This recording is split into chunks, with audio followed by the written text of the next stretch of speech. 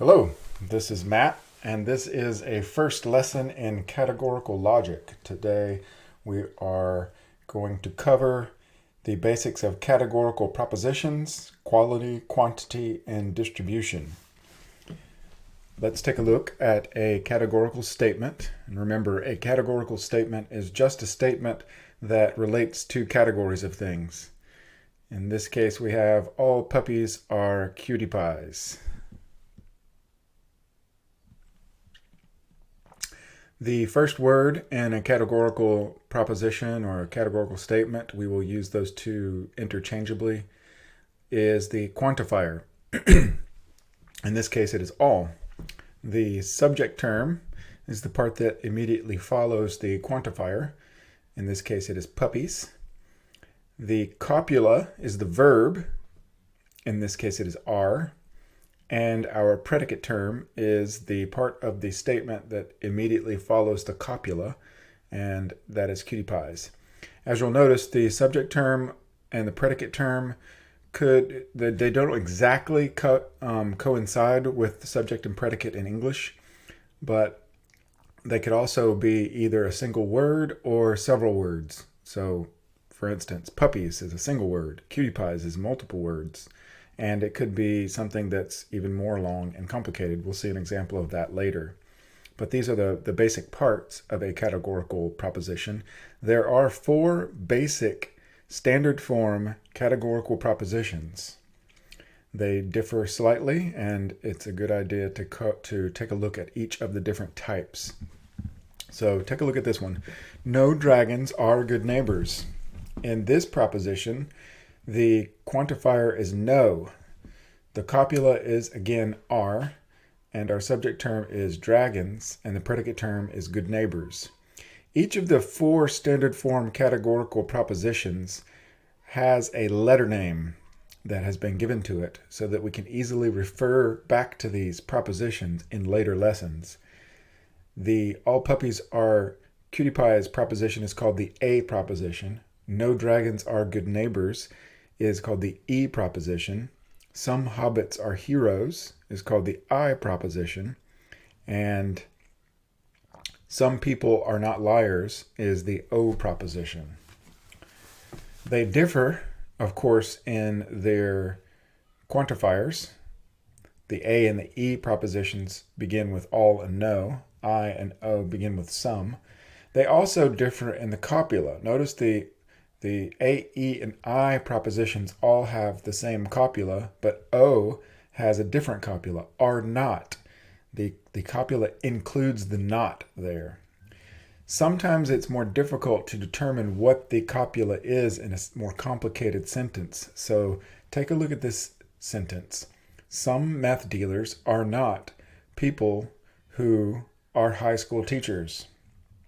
In this sentence, there are two different R's. We've got the first one that also includes not, so are not.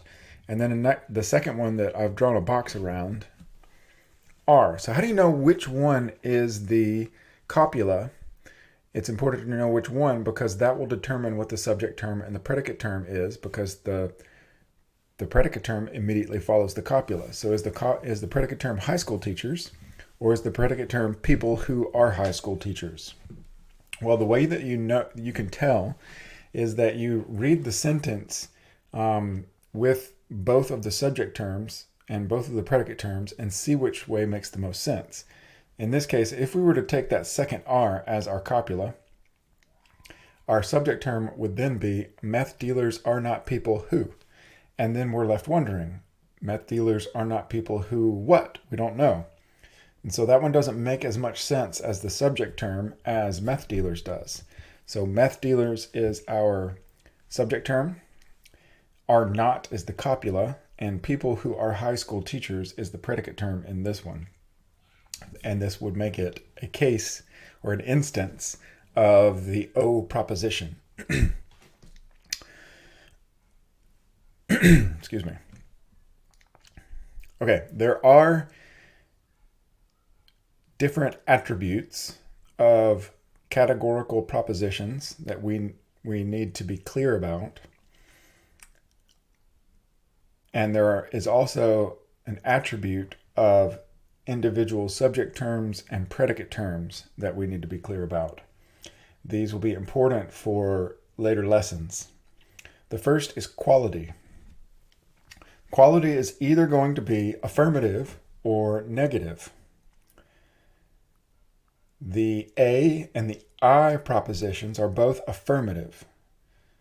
The E and the O propositions are both negative.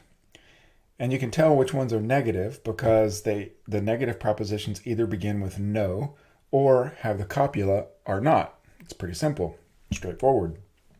If they don't begin with no or have are not as the copula, then they are affirmative. The next attribute of categorical propositions is quantity. The quantity is either going to be universal or particular. The quantifier, if the quantifier is all or no, as in the case of the A and the E propositions, then the proposition is universal. If the quantifier is some, as in the case of I and O propositions, then the quantity is particular. The quantity is different than the quantifier. Don't get those two mixed up. The quantifier is the first word of a categorical proposition. The quantity is determined by the quantifier, and its quantity is either universal or particular. So notice those words are similar, but they are different. The last attribute is not an attribute of an entire statement, but it's an attribute of a predicate term or a subject term. And that's the distribution. When a subject term or a predicate term is distributed, that statement is making an assertion about every member of the category that that subject term or that predicate term represents. So for instance, in our A proposition, all puppies are cutie pies. In that statement, we are making a claim or an assertion about every member of the puppies category. So puppies in the A proposition is distributed. But we're not saying something about all of the cutie pies in that statement. We're only saying something about some of the cutie pies. Some of those cutie pies just happen to be puppies. So in the A proposition, the predicate term is not distributed. So one way to tell whether a term is distributed is to ask yourself, well, is this statement making an assertion about every member of the category that's represented by the term? This diagram that I've drawn here it's a visual representation of distribution. So the smaller circle represents all of the puppies, the larger circle represents all the cutie pies, and as we see, the puppy circle is completely inside of the cutie pie circle.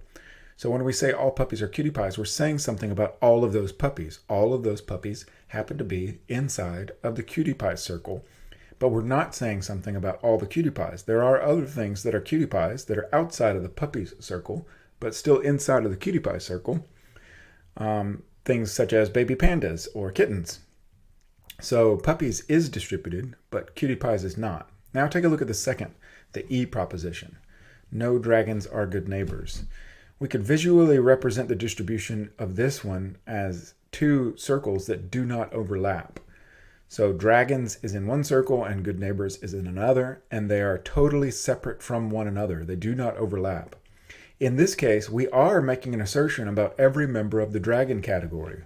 We are saying that of all these dragons, none of them are good neighbors. The circles don't overlap at all. We're also saying something about all the good neighbors, that of all the good neighbors, it doesn't happen to include any dragons. So in the E proposition, both the subject term and the predicate term is distributed because we're making a claim about every member of both categories. Our I proposition and the O proposition, both of the particular propositions, can be represented slightly differently. So we'll draw a circle here that stands for heroes. That's the category of all the heroes.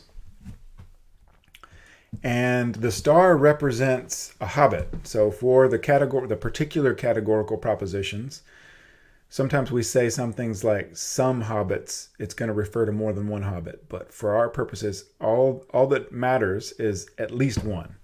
So the star represents at least one hobbit is inside of the hero circle.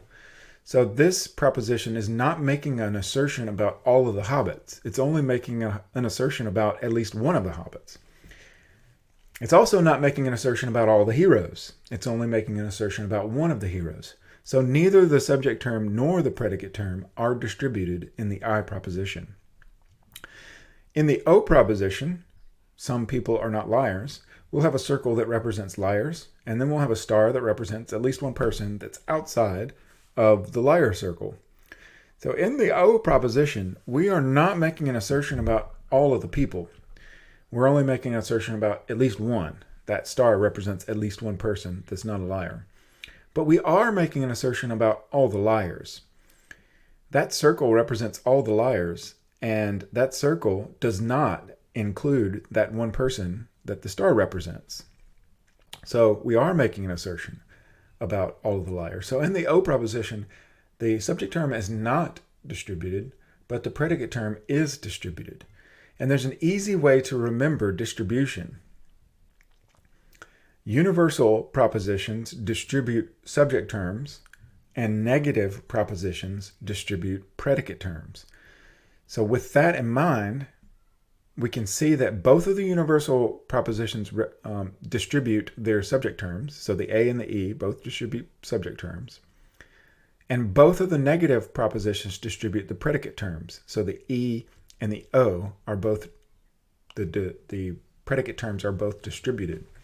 But in the I proposition, it is neither universal nor negative.